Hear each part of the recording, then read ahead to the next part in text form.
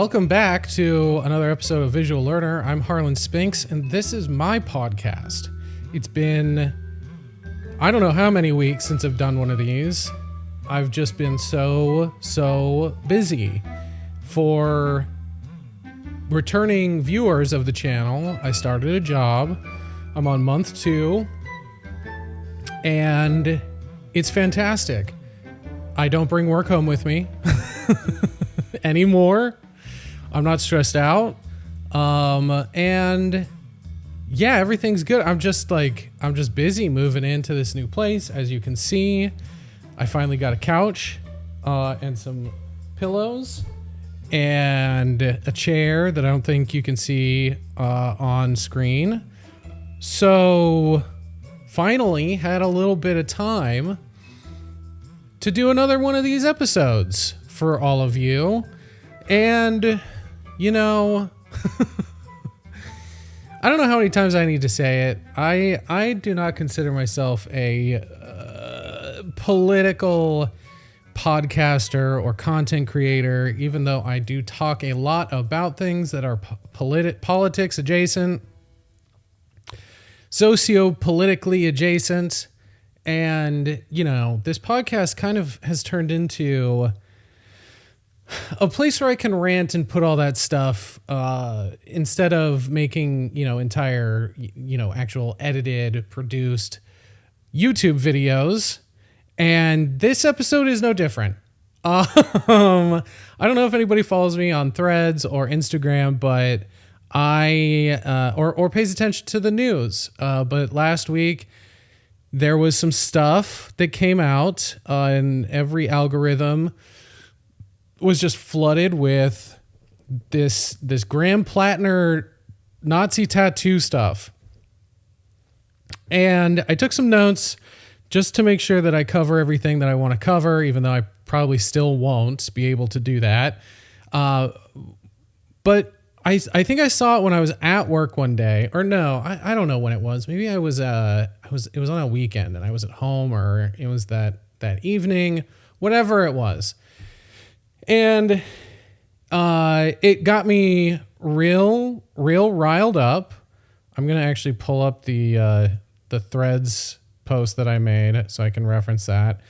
And, there's not a lot of things that will get me to go on like a Twitter rant, because, or Threads rant, whatever. I don't use Twitter anymore. But, because I view those like text-based platforms to be a place that you put silly, quippy jokes and things like that. Making a 40 post thread on Twitter or Threads or Blue Sky, just make a blog at that point. You know what I mean? But, there are some things where it's just like, I want to say stuff in the moment. I want to react to stuff as it's happening, because I'm very passionate about certain things. One of those things being anti-fascist sentiments, or in this case, when somebody is an idiot and has no idea what the hell the skull and crossbones symbol is or was, or what it stood for. And I'm going to get into how well versed the average person is in Nazi symbology. Spoilers, not enough people. Not enough people know what all the symbols and dog whistles for white supremacy are, and that is quite upsetting in my opinion. So, let's see, where is so if you're not familiar with what's going on with Graham Plattner, or who even Graham Plattner is, or why you should give a shit, Graham Plattner is campaigning to be the next senator or one of the next senators for Maine. He's trying to primary Susan Collins, I believe. And he kind of came out of nowhere. Several months after Zoran was getting a lot of attention and doing his whole thing, which is great. I think that Zoran has been a catalyst for other more I don't want to say progressive because that now is like a loaded fucking word or affiliation. But like socialist or actual leftist people to get into politics and go run. And that's all great. And I love that. And for a while, when I first started seeing Graham Plattner's, campaign ads and his, not really rallies. It's not like he's going around doing, Madison Square Garden, but like, doing town halls and things like that. I was like, okay, this guy seems pretty cool. Even from day one, though, him being an ex-Marine, a veteran, and the more that came out about that history of his, even then I was a little skeptical because, he's been platforming on this or campaigning on this platform of pretty basic, I don't want to say milquetoast, but like pretty basic progressive, policies. Raising the minimum wage, Medicare for all, getting money out of politics, like all that stuff is great. But I don't remember, and he probably hasn't ever talked about, the fact that he was a Marine who became disillusioned and jaded with the military.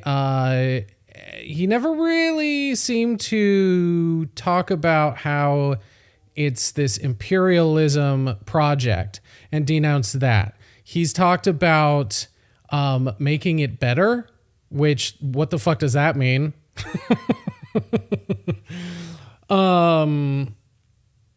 And so there are things that like, it's like, oh yeah, he says basic things that in 2025, I think the majority of people, even people on the right, are kind of like, yeah, no more fucking billionaires.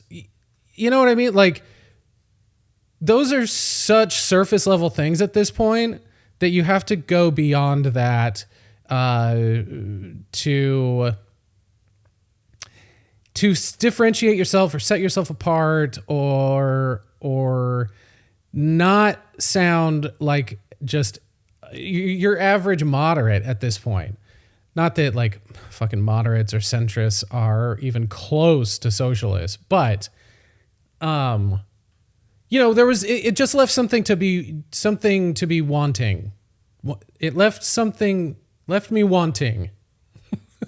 Whatever that phrase is. I'm so bad at remembering normal everyday catchphrases and idioms on this podcast. So, and then also, when he left the military, he went and started to work for not BlackRock, that's the real estate, Blackwater? I think that's what it is. And he was a contractor, right?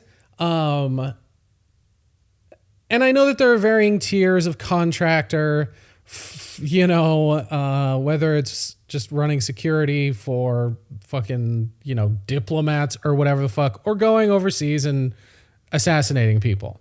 I get that. I don't think he was doing the latter.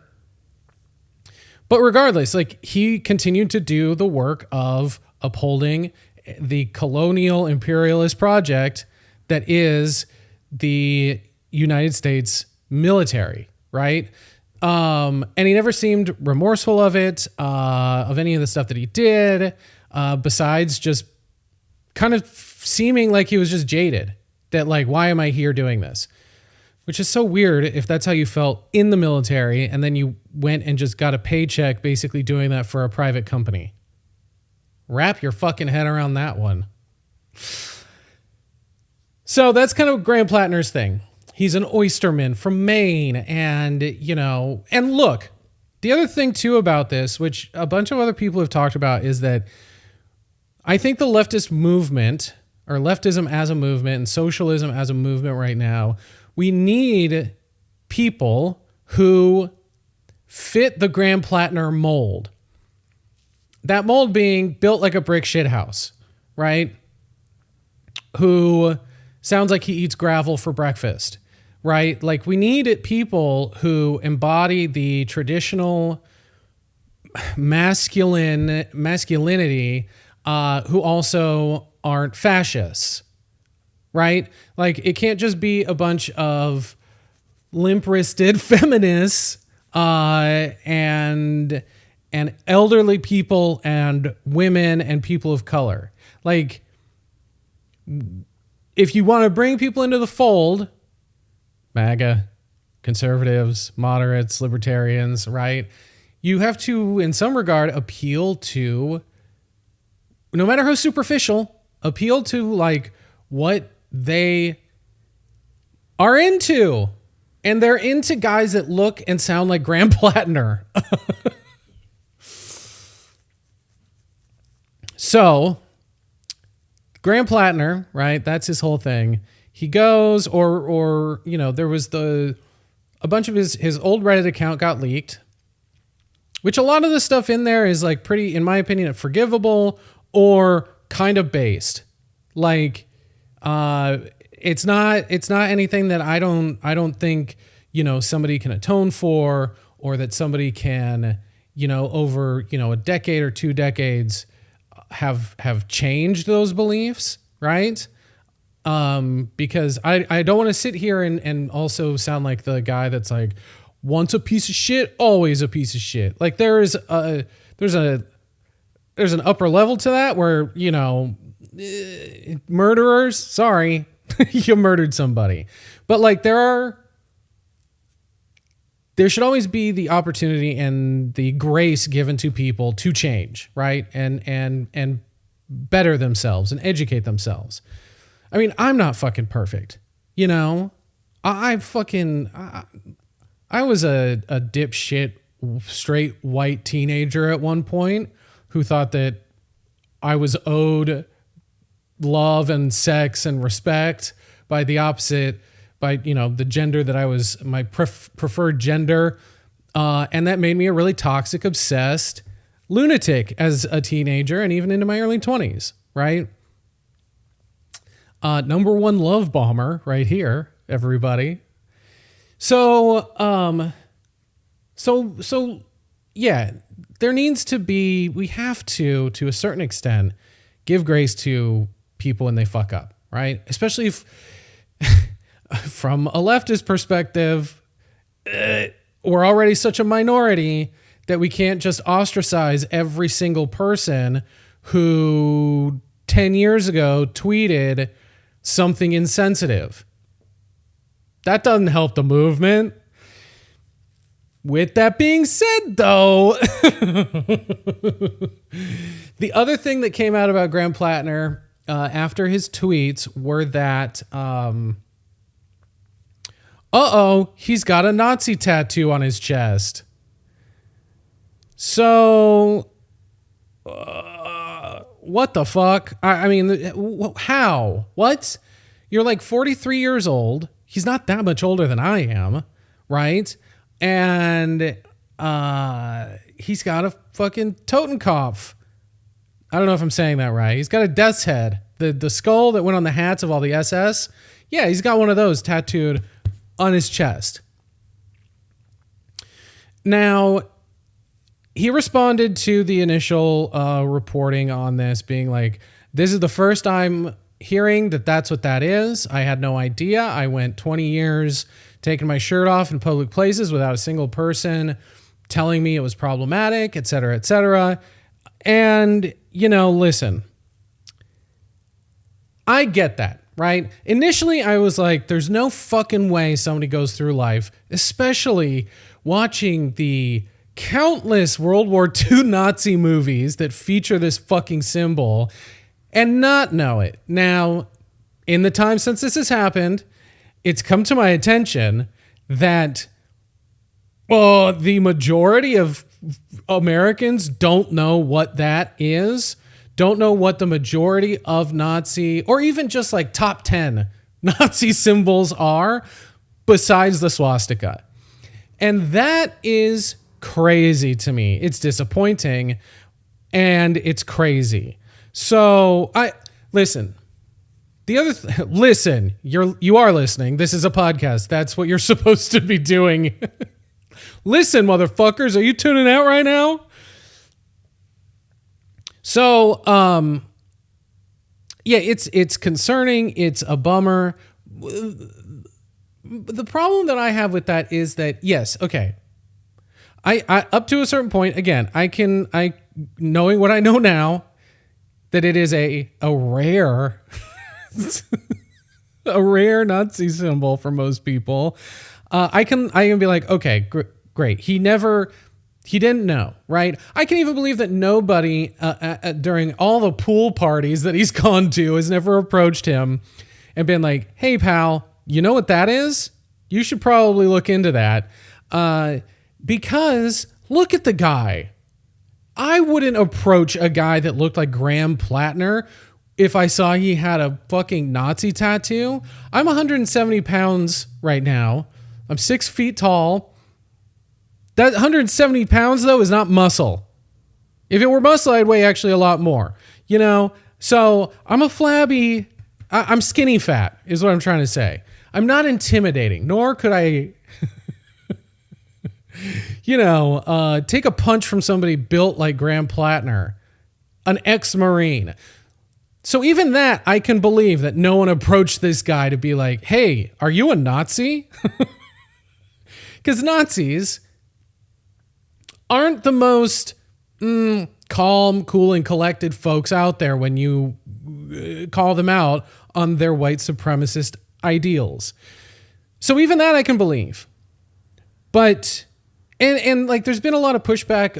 I think the knee-jerk reaction is he a secret Nazi? It's like, I don't believe he's a secret Nazi. And I think a lot of the people saying that are saying that in bad faith. I don't think the problem with Graham Plattner having this tattoo is that he is a Nazi. I don't think anybody really thinks that he's a Nazi. I think what people think is that he is an idiot who's done the bare minimum to educate himself, and that alone should be reason that he should not be elected into a Senate position. I'm sorry, you need to have a little bit more knowledge of American history to be in senator. And I know the majority of fucking politicians in office right now probably know even less than Graham Plattner, and that's not acceptable either. What we need to be asking, especially of leftists or socialist or even progressive, folks that are trying to get into politics, we need to be asking more of them, demanding more of them than just, hey, the military, I got really jaded during the military. I got out and started to educate myself about socialism and leftism. And so now I'm going to run. It's like, what else did you do though? Did you just read the Wikipedia about this stuff? What books did you go to school for any of this shit?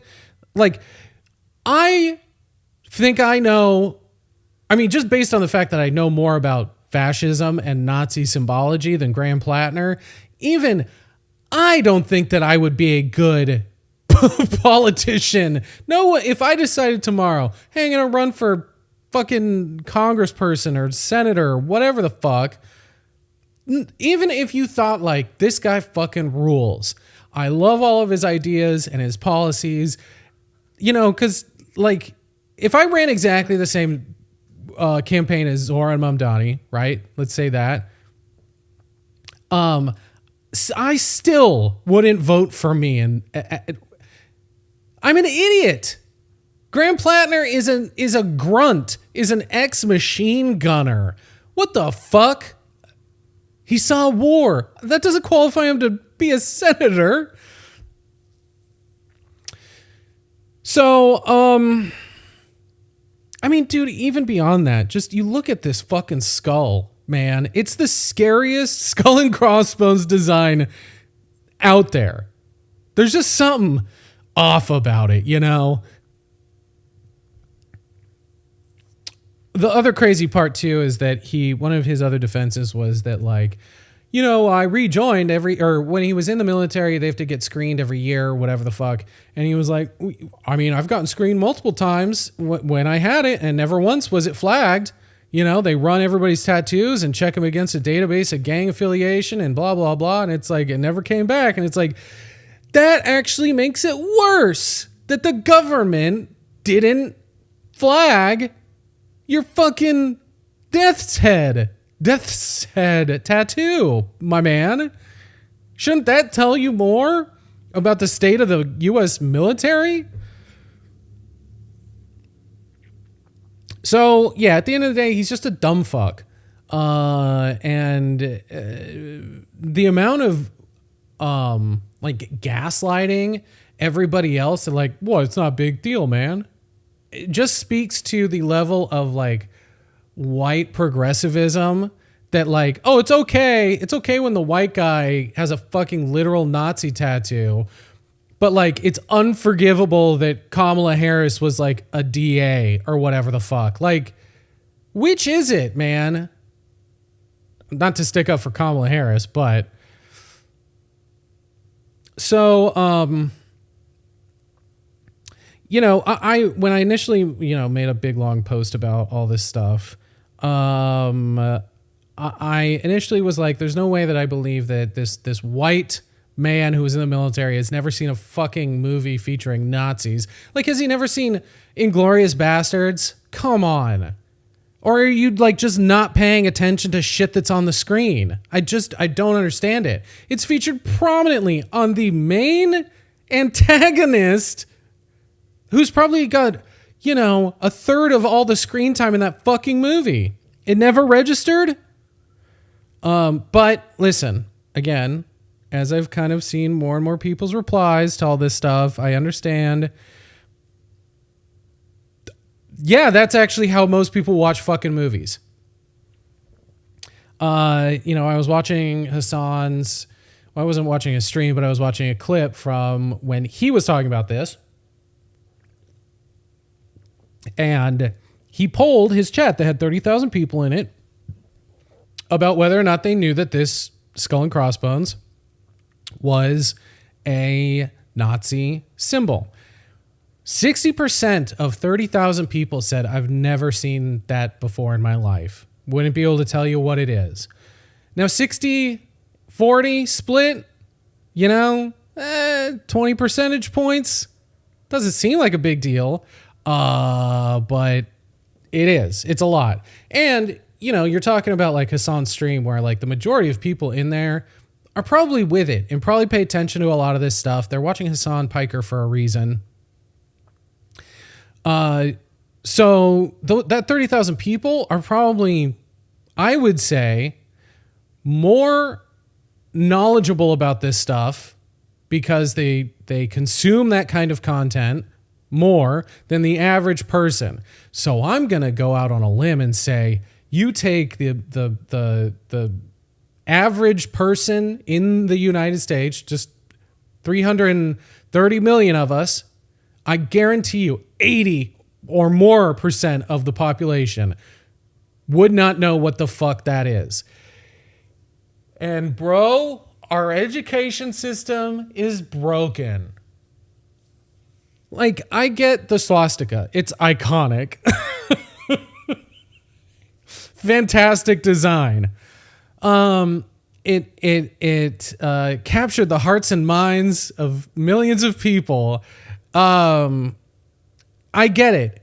But like, you know, we can't stop there with our education when it comes to this stuff. And in the thread that I made, that's, you know, like five posts or whatever the fuck, towards the end, I was kind of talking about the reason that I know what it is because I grew up in the punk scene.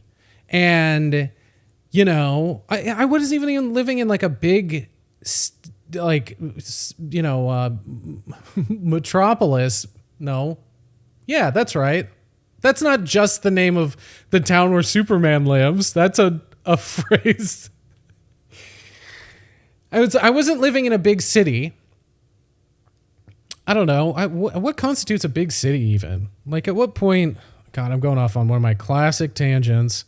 What constitutes a big city? Yeah, okay. A big city, by definition, is a million people. I was living in a city that was like under 100,000 people in Northern California. Not huge, relatively in the sticks, surrounded by the sticks. It was probably the biggest town up, one of the bigger towns up there. So it's not like I was exposed to a shitload of different people or like very diverse groups or, ideas that were beyond me. It was more than that. I just happened to live in that town at a time when like the punk scene was really fucking slamming, as in slam dancing. Because there were a lot of us that were all around the same age that lived in this small town, all just lightning in a bottle situation. Lots of punk bands, lots of bands would come through because it was like the last major city between like San Francisco and, Medford or Portland. And it was on the 5. I don't know why I'm beating around the bush saying what town this was. I lived in Reading. So it was like a rest stop. It was like a pit stop for a lot of bands. So we got a lot of bands coming in and out. And throughout the years that I lived there, there was, all kinds. It wasn't just the punk scene, but it was all kinds of different music. But when I got into the punk scene and it was kind of having another resurgence during the early 2000s, I kind of started to listen and hear some of the politics and worldviews and belief systems of these like hardcore punks, like vegan, straight edge, punks that had the food not bomb stickers. It was the first time I saw that, and I was like, what the fuck does this mean? And then it was also that thing of learning that about white supremacy and Nazis and neo-Nazis and the difference between skins and sharps. And, there was this ethos among our core, pretty large size group of local punk kids that like, if you see somebody with the bolts, somebody with the Death's Head, somebody with, 1488, any of that shit, the Iron Cross, tattooed or shirts or memorabilia, they're getting their fucking shit pushed in. And, I know online when you hear that stuff, like fucking, if I see that dude, I'm beating his ass. It's posturing. Back in the 2000s, early 2000s, people didn't just say shit and then not do it. People got fucked up. If you were walking around with a white pride or white power tattoo, and like this was a small town that votes majority conservative, right? Oh, I got to be careful with that. Majority conservative, right? Who probably are like, some of this stuff these white pride guys are saying sounds pretty good. I could get on board with some of this stuff. So the fact that there was this scene of young people who did not put up with that shit, going around beating the fuck out of white power dipshits, was kind of crazy. So like, I understand I had a different upbringing than the average American, right? And that's why a lot of these people don't know what a Death's Head is. They don't know what 1488 means. But like, dude, even beyond that, I think the ultimate, like the underlying problem here is that a lot of people just aren't curious. I must be an outlier because, the internet is shit, but like, and Wikipedia has always been in this gray area of knowledge, but like, I'll watch a movie or I'll listen to a podcast or my brain, the wheels will just start turning and I'll have a random thought and I'll go and look it up. I'll ask that question. I'll read a Wikipedia article, right? It just on the couch, with a background show playing, scrolling. We all do it. Why aren't you on fucking Wikipedia? There's entire Wikipedia pages of, Nazi symbology. I remember I've gone down the rabbit hole looking at this stuff. to educate myself. But I think that symbology and semiotics, to use a little bit of my marketing school knowledge, is fascinating. That we can communicate so much with a made up symbol, right? Nazi symbolism. Yeah. Like, we all know the eagle, right? Don't use that. I remember, like, the other thing too that I'm thinking about it, like, every time a brand adopts, like, especially in fashion, adopts like this kind of symbology, there's articles and there's threads and there's tweets and there's TikTok videos about it. Like, I don't know if anybody remembers years ago that Boy London brand literally used the fucking Iron Eagle in their as their logo, and people were like, brother, ooh, what are you doing? What the fuck? You know, like, people know about the Don't Tread on Me flag, the Gadsden flag, and they have a fucking stink about that. We know the Confederate flag. Why the fuck are you not paying attention to what, like, the dangerous fringe groups are using in their symbology? I mean, it's all based on, like, Nordic runes. It's like using any kind of Nordic symbology can be misinterpreted a little bit. Like, I'm literally looking at the Wikipedia page gallery on this page. The second symbol is the death's head insignia, right after the Party Adler. God, I wish I knew another language. I feel I sound so fucking American sometimes. But right after the Iron Eagle is the death's head, and then it's the horizontal aligned wolf's angel, used by the Panzer Division.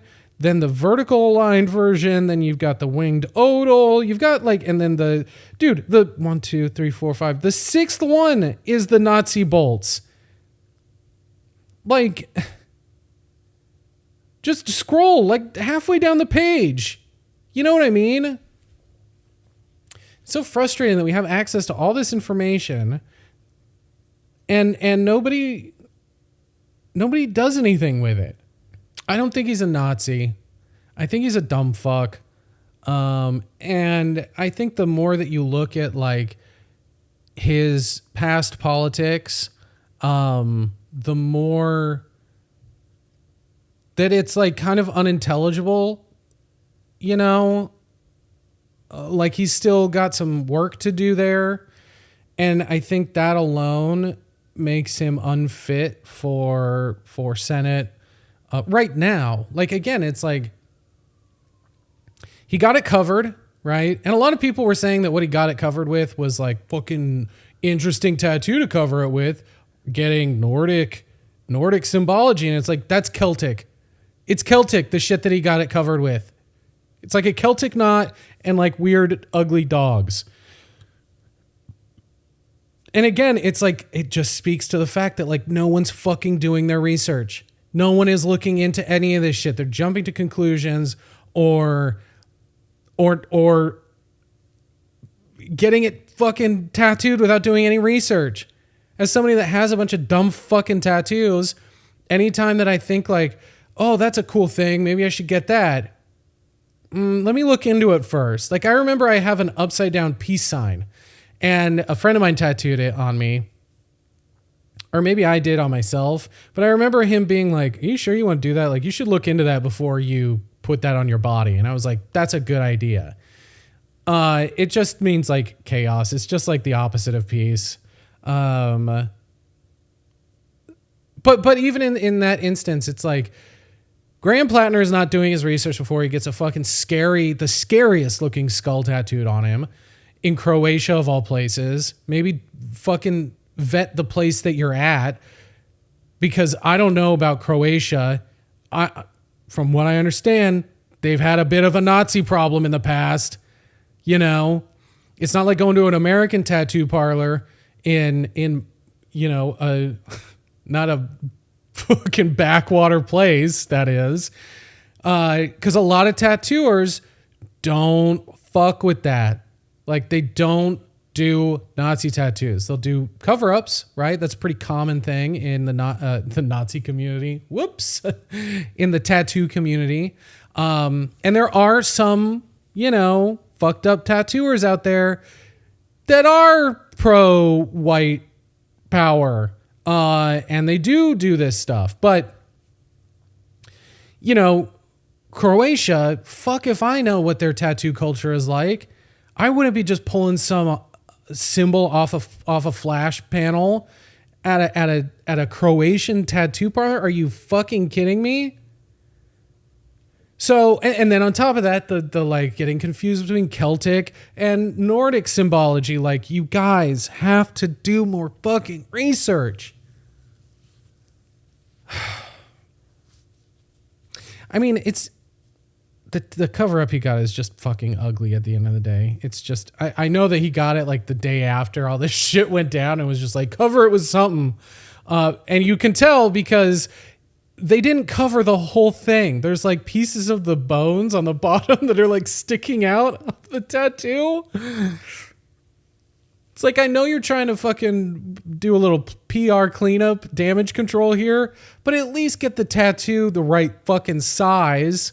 Yeah, this stuff, it just pisses me off when it comes to, one, marking your body for life, which I've made an entire video about. And I mean, at this point in my life, I've kind of come down on the side of the fence of like, just don't do it. Just don't do it. You know what I mean? Like, this guy got a tattoo in his, like 20, or he said he was like 19 or something like that. Or maybe no, he was like in his 20s because he's 40 something now. He's had it for 18 years. So he was 24 or something like that when he got it. 24-year-old should be getting tattoos. I'm sorry, you're a dumb fuck, right? You're an idiot, dude. Unless you grew up in like the tattoo scene and you know everything there is to know about what you should and shouldn't do, right? Okay. The average person, I'm sorry, if the average person doesn't know what a death's head symbol is, you shouldn't get a tattoo. You don't get to have a tattoo if you don't know what basic Nazi symbols are that you can Wikipedia. So yeah, I'm very passionate about this stuff because I grew up in a scene that took it very seriously, that was very anti-fascist, a scene that radicalized me, I think, and instilled in me this idea that like, we don't put up with this shit. You just don't put up with it. And even if Graham Plattner was smarter, right? This isn't because I've been seeing this argument go around a lot online being like, fucking leave it to leftists to give another impossible purity test to somebody that we desperately need. It's like, this isn't a purity test. It's not a purity test. I feel you can't be upset at Pete Hegseth's maybe Nazi tattoos, right? And then not be upset or as upset with Graham Plattner just because he says some stuff that you like. He doesn't get a pass. I'm sorry, man. You got to be consistent here. So yeah, I feel the same way about the entire fucking administration that runs all three branches of government right now for being and saying and doing and having Nazi symbology on their bodies, right? Why would I feel any different from a guy who supposedly is on my side, on the side of empathy and uplifting marginalized communities and getting rid of billionaires? Why would I give him a pass all of a sudden? That doesn't make any goddamn sense. So stop gaslighting us about Graham Plattner's tattoo and how it's forgivable. It's not. Not until he does some real fucking work on himself and takes some accountability. Not just for the tattoo thing, but for like the fucking being a Blackwater. Is it Blackwater? Why does that sound not right? A contractor. Mercenary? Yeah, it's Blackwater. Okay. Yeah. Constellus. That's what he was. That's who he worked for. Because that's now what Blackwater basically is Constellas. So like taking some accountability for that, right? And yeah, there's just other things. And I think this tattoo was like kind of the straw that broke the camel's back for a lot of people, where a lot of us, myself included, were like on the fence about him, being like, I don't know, man. He's not Chris Kyle level fucking G.I. Joe, but there's some things that I'm a little worried about. So at the end of the day, I think, everybody needs to get on Wikipedia, look up the Nazi symbolism article, and listen to some more punk rock music. That'll radicalize you. There's nothing, this is totally off topic, but, well, it's not totally off topic. I actually kind of wanted to start here and talk about like the now current wave of a resurgence of like punk as a culture and musically, with bands like Turnstile and Knocked Loose and all these stuff. I know Knocked Loose is like more like screamo, black metal than like hardcore punk. I mean, there aren't really any hardcore punk bands like there were. None of them sound like stuff, from the early 2000s, like Go It Alone or Lifelong Tragedy or Carry On, Allegiance. There's not a lot of bands that sound like them now, but it's that same vibe. Turnstile has that same vibe. And like early Turnstile records are very like, oh, this sounds like a fucking record from 2005. My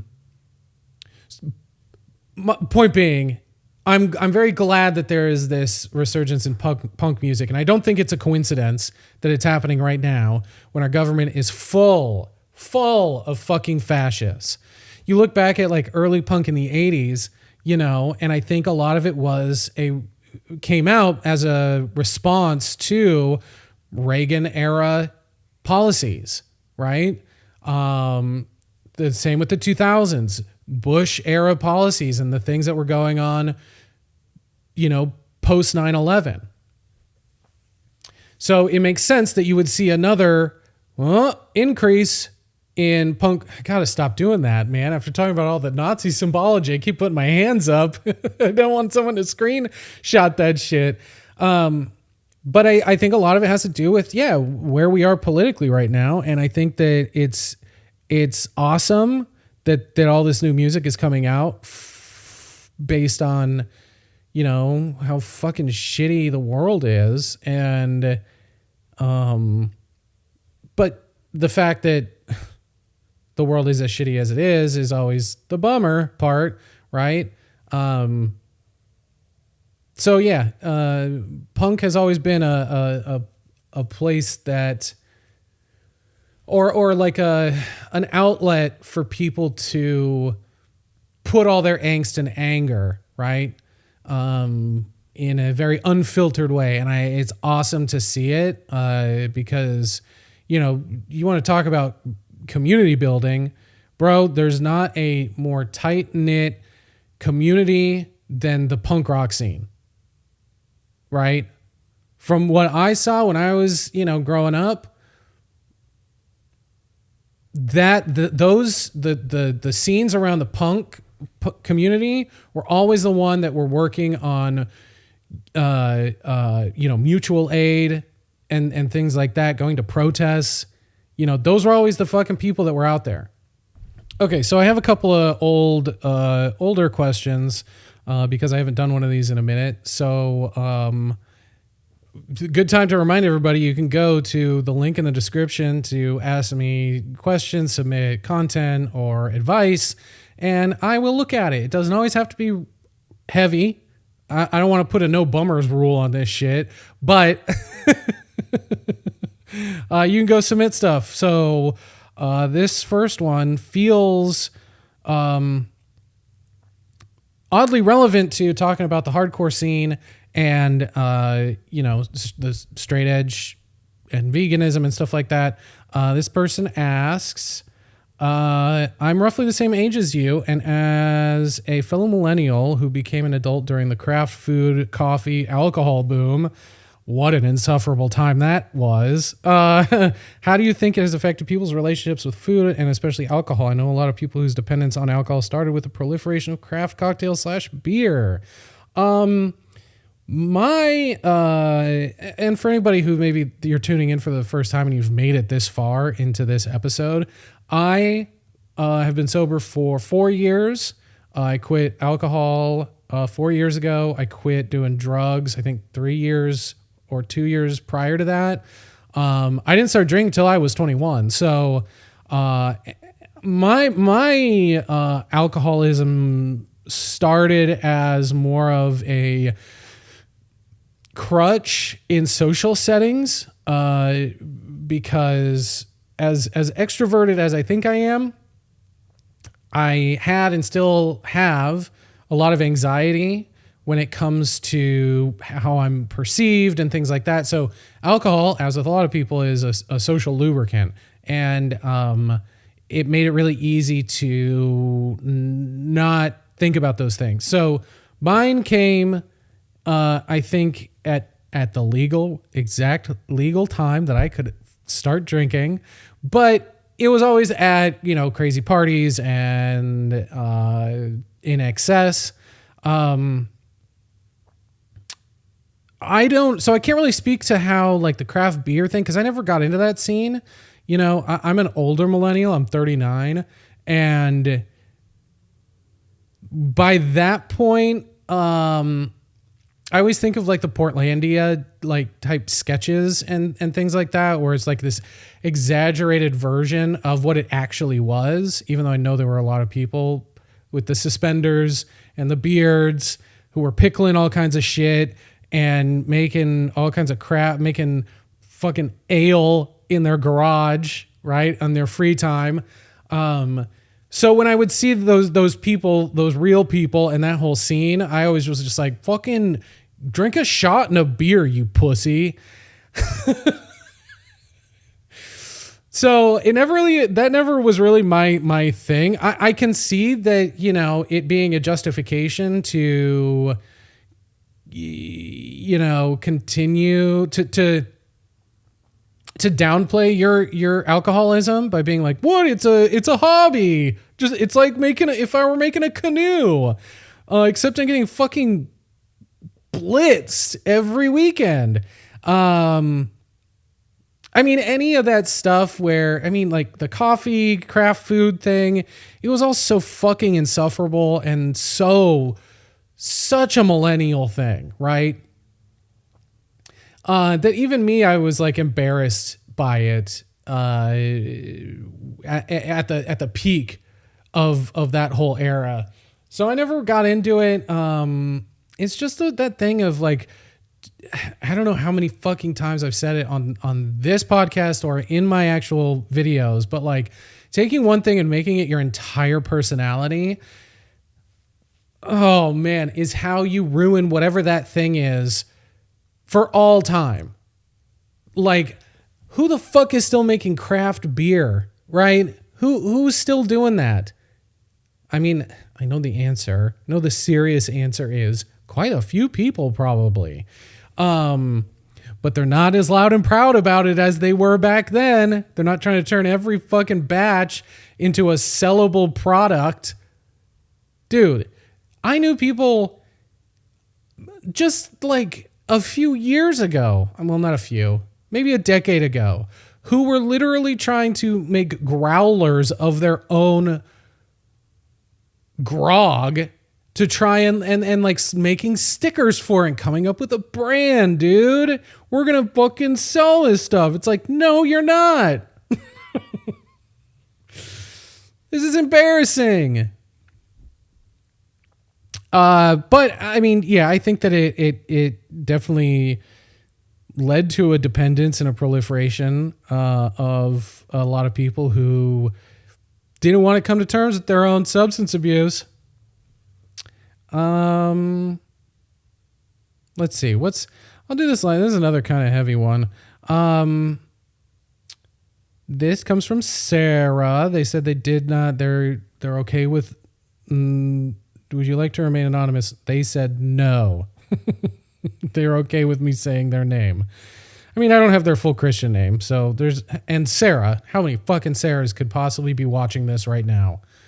Well, probably not that many, because I think my demographic is like 70-30, maybe more now. At one point it was like 60-40. I felt pretty good about that, but not so much anymore. Anyway, I had a very bad friendship breakup recently. On his way out, my friend shouted at me that I have empty, soulless eyes. Is that necessary? Which still stings when I think about it. Any advice for getting over hurtful words like that, or friendship breakups in general? I'm disabled and have several chronic illnesses, so leaving the house at all is really difficult, which means it's hard for me to make friends in real life and just get over it. Thanks. That's brutal. I'm going to be honest. There's no way that you can get over somebody saying something that really, really gets to your core. I know everybody kind of like, I am, I don't know if this is helpful at all, but, I grew up, getting made fun of all the time as a small child. I had big buck teeth. I still do. They look more like Channing Tatum teeth now, although he's gotten his teeth fixed, which, you fucker. Anyway, I had big front teeth. I had glasses. I had a stupid, the little penis haircut. I got bullied a lot. But my mom always told me to, and this is probably not good advice that your parents should give you, to a child, because I think it backfired a little bit, but she always told me to make fun of yourself before anybody else can. Now, on the surface, that seems like pretty decent advice, but then you go your whole life making fun of yourself and being self-deprecating to the point where, it's really hard to find any personal self-worth. Thanks, Mom.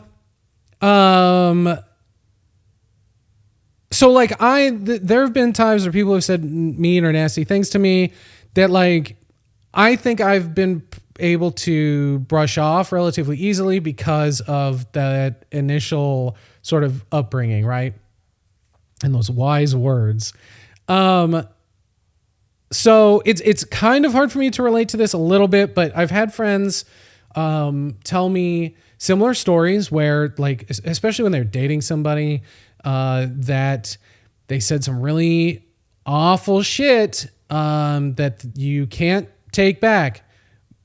When you say something and it's received, it's in there. You know, I've definitely said some things to people that I've dated or was like in weird situationships with where it was ending and I went a little scorched earth. So, and I regret it. No matter how cathartic it feels to say this shit, this person will always regret it. Not that excuses it, but, so I know what it's like to dish that out. I mean, I could also just be fucking it could just be my own, like, fucked up psyche telling myself like, yeah, dude, this shit doesn't affect you at all when it actually does. So, I mean, it's never going to be something that you're going to be able to get over. It's going to linger with you forever. And it's just about how you process that and reconcile that and, whether or not, you can forgive that person or, I don't know, I guess in some way empathize with where it came from or why they said it, right? That's not going to make it go away completely, but at least I think of it as like for instance, like I had a lot of resentment for my dad because of what he did when, to my mom when we were younger or when I was a child. Sorry, Dad, if you're watching this, gonna fucking put you on blast right now. Like he cheated on my mom. He had I have a half sister who was illegitimate, I guess is the best way to put it. And I had a lot of resentment towards him for that for many years. But it wasn't until we kind of reconnected and started talking more that I realized, like, oh, he's a person, and people make mistakes and they say and do things that hurt other people, but it doesn't mean that they are irredeemable. I think coming to that realization and not necessarily being like, you know, oh, it was okay that you said I had empty, soulless eyes, you know, but at least I think it helps a little bit, like work through it and process it and not linger on it so much. It's also that thing of like, okay, you said that thing, like, fuck off. That's more an indicator of how they probably feel about themselves than you, right? A lot of the times when people say fucked up shit, that stuff's pointed at themselves just as much. From personal experience, being the person that has said some pretty mean things to other people, looking back with fresh eyes, I think I meant that more for myself than for them, right? You know, also living your life with I mean, it's like that thing of you know, their words now are dictating a lot of how you feel, and you're giving them a lot of power in that situation. And as somebody that doesn't like to feel out of control, I know that would piss me the fuck off. I wouldn't want somebody else's words to have that much influence over my own day-to-day feelings, because at the end of the day, they're not thinking about you at all. Guarantee it. To say something like that for like a friendship breakup thing, that's crazy. What was the context? What the fuck was happening? Did they expect, were they like into you? And that's why they went that far? There's a lot of things about this situation that influences a lot of this. Again, not to fucking say like, well, what did you have soulless eyes? I don't want it to sound like I'm coming across as like, fucking, what were you wearing? I'm just saying that like, if this person expected something that was unjustified, right? That like even their expectation was wrong. That might have something to do with it. Like, I don't know, man. There's a lot to that, but letting their words have so much power over you, I personally fucking hate that. No way someone's gonna make me feel less than because of something that they probably really meant for themselves. That's it. I think I'm gonna end it there. Thank you so much for sticking around. If you made it this far to listen to me yap about fascism and punk rock and sobriety and politics, I appreciate you very much. You can go follow me on Instagram.com/HarlanSpanks. I think that's how Instagram works. I also have a Patreon, patreon.com/HarlanSpanks that you can go to, get up all my content ad-free. Early releases for some of the other tiers. $1 a month though, ad-free, everything $1. So go over there and give your boy a sub. I'll catch you on the flip side in the next in the next dimension and another plane of existence. All right, bye.